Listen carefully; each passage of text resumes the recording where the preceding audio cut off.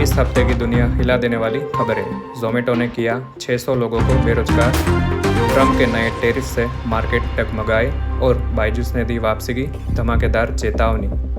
Let's dive into the top 5 trending stories of this week right now.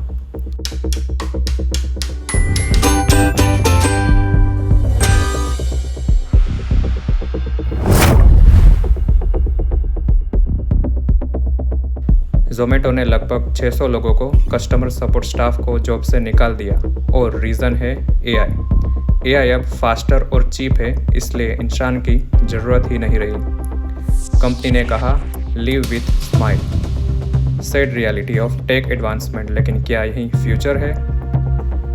क्या आपको लगता है एआई आपकी जॉब ले सकता है? कमेंट में ज़रूर बताइए।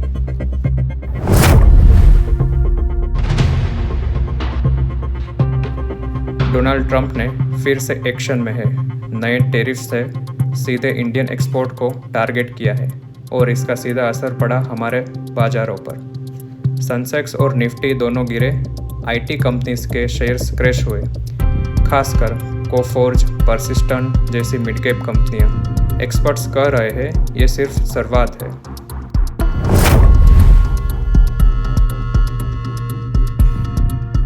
बायजूस फाउंडर बायजू रविंद्रन ने दुनिया को एक बड़ा सिग्नल दिया है।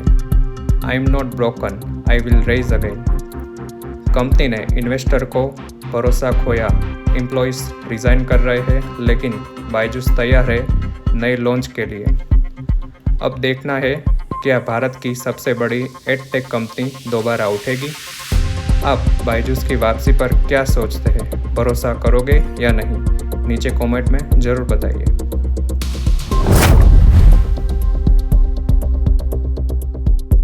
पीयूष गोयल ने एक बयान दिया है कि कई स्टार्टअप्स सिर्फ ब्रांडिंग कर रहे हैं, इनोवेशन नहीं। इस पर भारत पे, ज़ेप्टो, इन्फोसिस के दिग्गज फाउंडर्स ने स्ट्रांगली अपोज किया और कहा कि Indian startups are growing fast and changing the world. इसने पूरी स्टार्टअप कंपनी को हिला दिया। अब सवाल ये है, क्या सरकार और स्टार्टअप्स एक साथ इंडिया को दुनिया में नंबर 1 बना सकते हैं?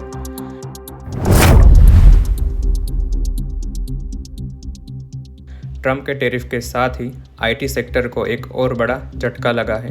कोफोर्ज, परसिस्टेंट, एलटीआई, माइंडट्री जैसे मिड कैप आईटी कंपनीज को शेयर्स में 10% तक की गिरावट आई है।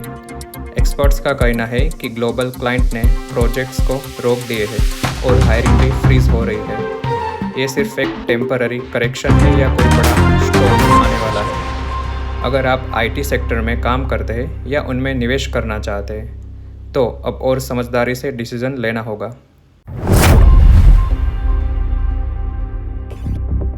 ट्रंप की नीतियों और ग्लोबल अनसर्टेनिटी के चलते इन्वेस्टर्स ने गोल्ड में वापसी की है।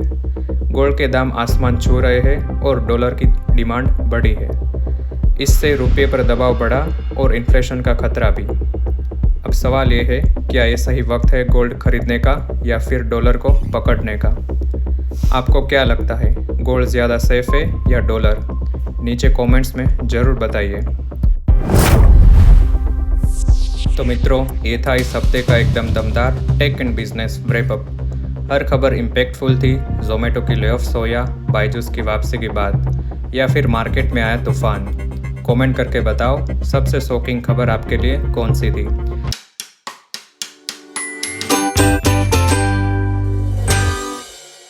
और अगर आप चाहते हो हर संडे ऐसा ही पावरफुल अपडेट तो चैनल को जरूर सब्सक्राइब करें और बेल आइकन को दबाइए। मिलते हैं अगले संडे नाइट इसी तरह की तगड़ी अपडेट के साथ।